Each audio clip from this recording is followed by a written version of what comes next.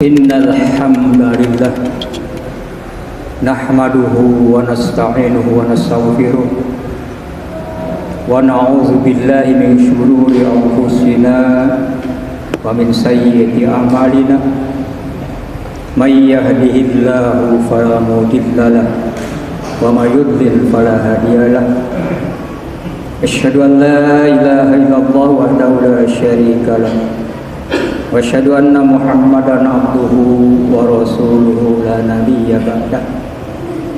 Allahumma shalli wa sallim ala sayyidina Muhammad rasulillah wa ala alihi wa ashabihi wa man tabi'ahu ila yaumil qiyamah. Amma ba'du, fa ya ayyuhalladzina rahimakumullah, usikum wa nafsi bittaqwallah. Ittaqullaha haqqa tuqatih faqad fazal muttaqun. Qala Allah Ta'ala fi kitabihil karim, a'udzu billahi minasy syaithanir rajim. Ya ayyuhallazina amanu taqullaha wa qulu qawlan sadida yuslih lakum a'malakum wa yaghfir lakum dhunubakum wa may yuti'illaha wa rasulahu faqad faza fawzan 'azima. Shadaqallahul 'azim. Ma'asyiral muslimin, jamaah Jumat rahimakumullah, marilah kita selalu bersyukur kepada Allah Subhanahu wa taala atas segala nikmat-Nya dikaruniakan kepada kita. Sholawat dan salam semoga senantiasa tercurah kepada Nabi Agung Muhammad SAW, pada para keluarganya, para sahabatnya, dan juga kepada seluruh pengikutnya yang senantiasa setia melaksanakan sunnahnya.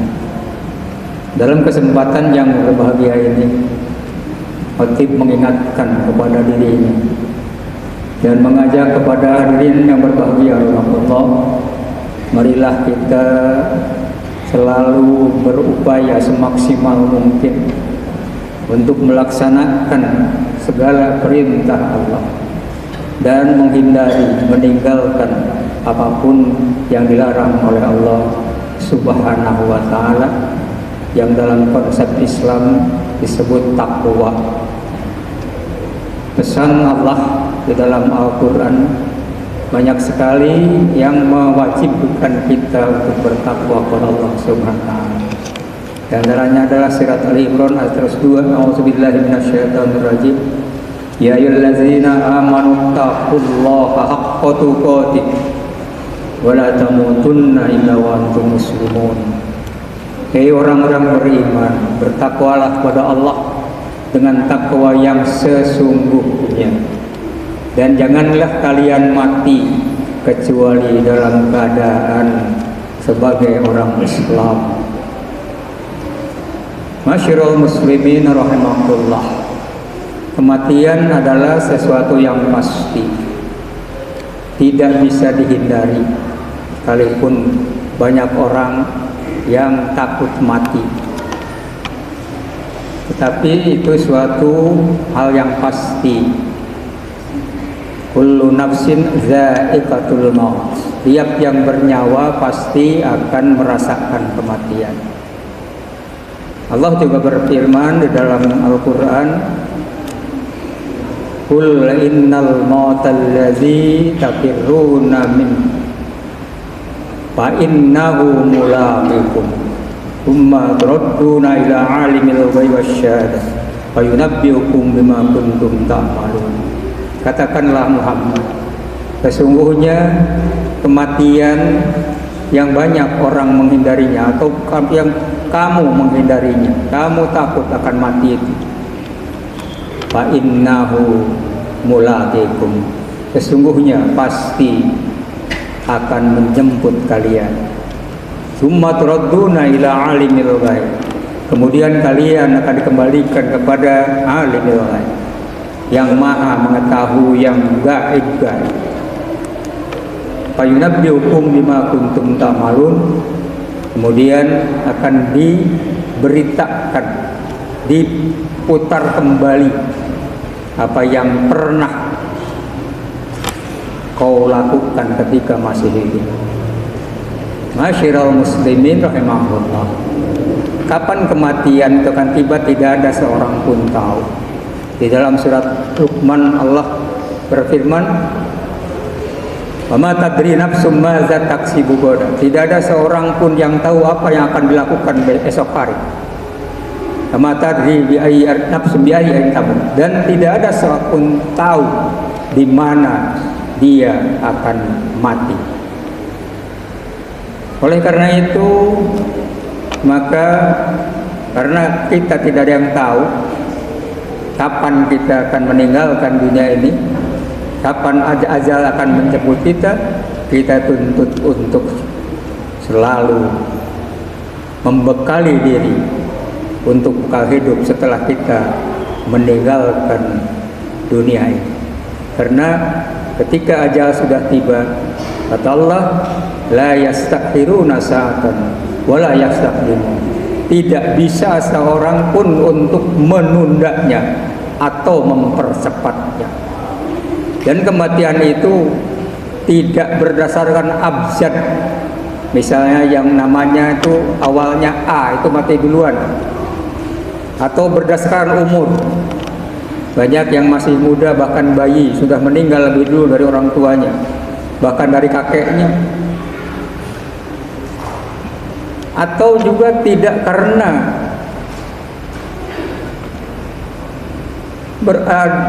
bersasar kesehatan. Yang sudah sakit itu belum pasti meninggal lebih dulu daripada yang sehat. Nah, ini suatu kenyataan yang kita banyak saksikan dalam kehidupan ini. Oleh karena itu, maka kembali kepada ayat Al-Quran tadi, wala tamutunna illa wa antum muslimun. Karena kita tidak tahu kapan ajal akan menjemput kita, kapan kematian akan menjemput kita, maka kita dituntut untuk istiqamah, supaya ketika kita meninggalkan dunia ini, ketika kematian menjemput kita, kita dalam keadaan sebagai seorang muslim yang taat, yang patuh kepada Allah Subhanahu wa ta'ala. Apa itu istiqomah? Istiqomah itu adalah konsisten, berkesinambungan untuk melakukan sesuatu.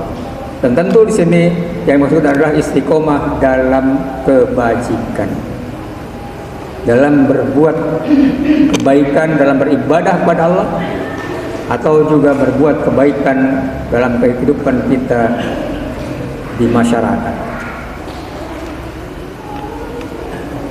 Allah berpesan kepada kita, astaqim kama umir wa mammaka wala tadwa. Maka hendaklah kamu istiqomah bersama orang-orang yang bersakamu, wala tadwa, dan jangan berlebihan. Ada banyak ayat di dalam Al-Quran yang mewajibkan kita untuk selalu istiqamah, melaksanakan sesuatu secara konsisten, berkesinambungan, tidak bersifat musiman, kecuali ibadah yang memang ditentukan waktunya. Misalnya ibadah haji, itu memang ada musimnya. Tapi untuk berbuat sesuatu kebaikan atau beramal soleh, maka hendaknya dilakukan secara terus-menerus, secara konsisten, tidak terputus, berkesinambungan. Masyiral muslimin rahimakumullah. Walaupun dalam realitanya, dalam kehidupan kita, banyak yang bersemangat beribadahnya, beramal soleh hanya pada waktu tertentu. Misalnya pada bulan Ramadan itu luar biasa semangatnya untuk bersedekah, membaca Al-Quran, sholat malam, berjamaah. Tapi begitu meninggalkan Ramadan, masuk bulan Syawal, kembali lagi kemalasannya timbul lagi seperti sebelum bulan Ramadan. Padahal Syawal itu artinya peningkatan. Sehingga keberhasilan seorang di dalam melatih diri, meningkatkan kualitas ketakwaannya bulan Ramadan itu harus dibuktikan atau akan terlihat setelah meninggalkan bulan Ramadan. Apakah dia tetap istiqomah, dia konsisten, berkesinambungan melakukan kebaikan-kebaikan itu setelah berpisah dengan bulan Ramadan. Ini salah satu contoh yang sering kita saksikan di dalam kehidupan umat Islam, di dalam masyarakat kita. Rasulullah dalam sebuah sabdanya, beliau mengajarkan bahwa Allah itu lebih menyukai amal perbuatan yang adalah amal soleh yang dilakukan terus menerus secara konsisten sekalipun kecil. Artinya sekalipun itu perbuatan itu, amal soleh itu besar nilainya, tapi hanya dilakukan sesekali saja, tidak konsisten, tidak terus menerus, itu tidak lebih baik daripada sebuah sikap, sebuah ibadah atau amal soleh yang dilakukan terus-menerus sekalipun kecil.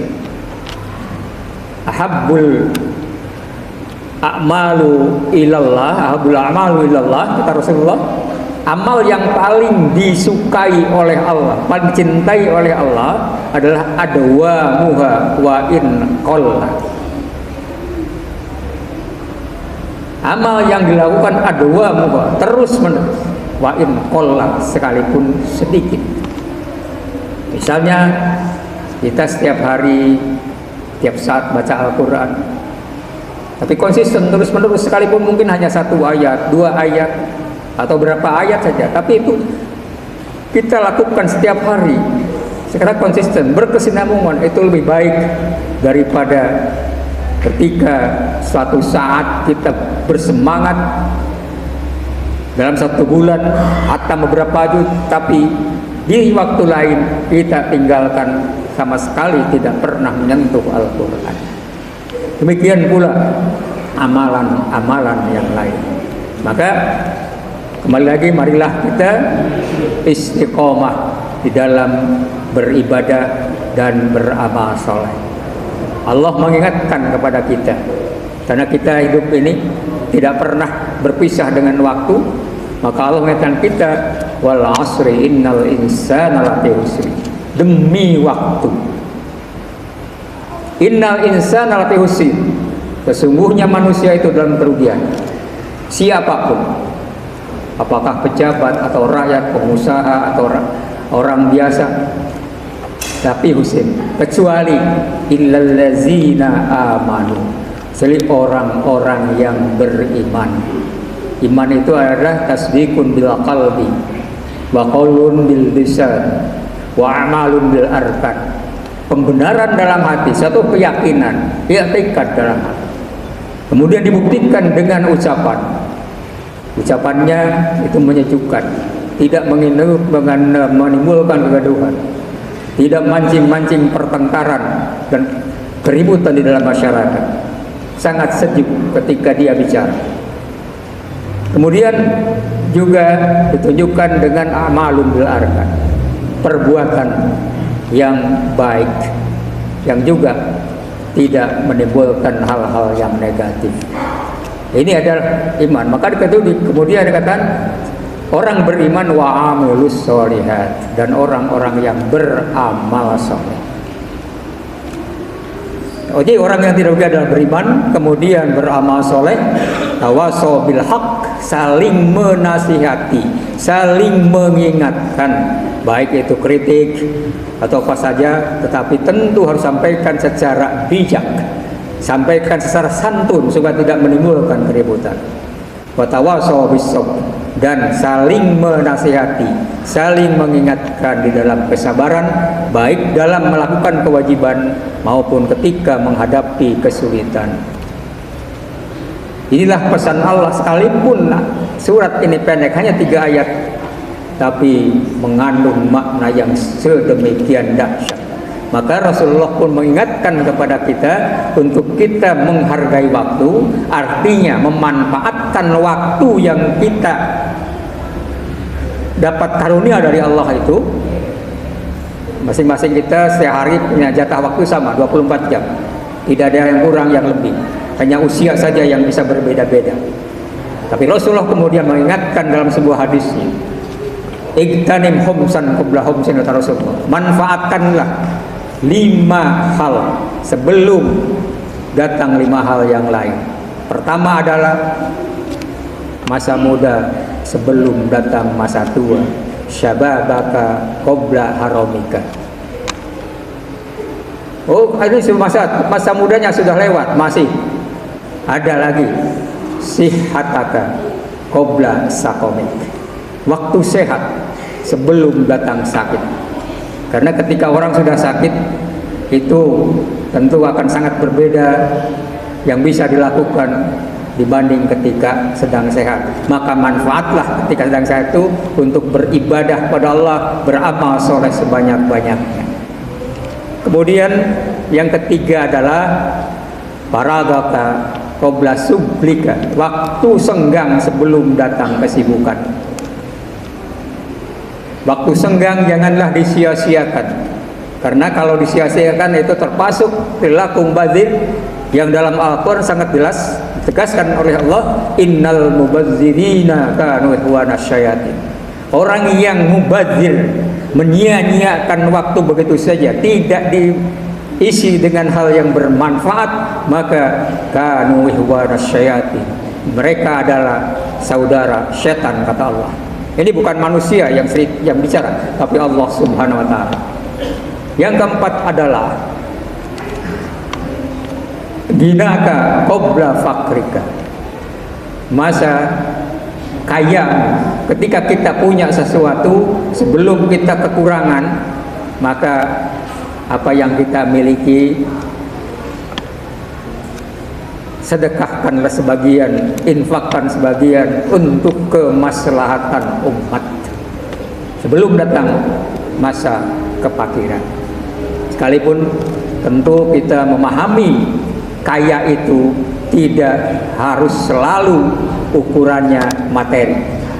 Banyak orang yang dari sisi materi tidak melimpah, tapi jiwanya sangat dermawan, itulah orang kaya yang sebenarnya. Dan yang terakhir yang tentu dimiliki oleh setiap orang adalah hayataka qabla mautika, hidupmu sebelum datang kematian. Maka marilah kita isi hari-hari kita, waktu-waktu kita ini dengan hal-hal yang positif, hal-hal yang bermanfaat, baik untuk diri sendiri maupun untuk orang lain, dan tentu saja li'ilahi kalimatillah, untuk mengagungkan kalimah Allah, menunjukkan bahwa Islam ini adalah rahmatan lil alamin.